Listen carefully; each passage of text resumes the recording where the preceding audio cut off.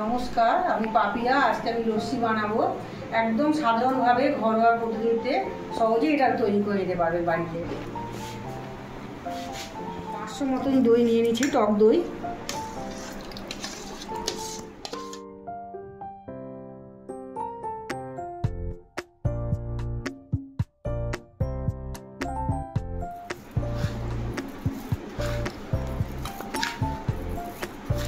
এখানে 6 চামচ মতন আমি চিনি নিয়ে নিয়েছি।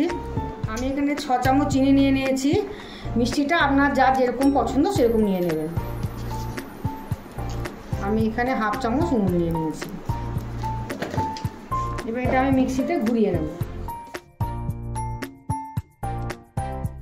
টেস্ট করে মনে হয়েছে যে 4 চামচ একটু মিষ্টি লাগতো, সেই জন্য আমি 4 চামচ মতন আরও চিনি দিয়ে দিয়েছি। লস্যিতে আমি হাফ পাতিলেবুর রস দিয়েছিলাম, ওটা আমি দেখাতে ভুলে গেছি।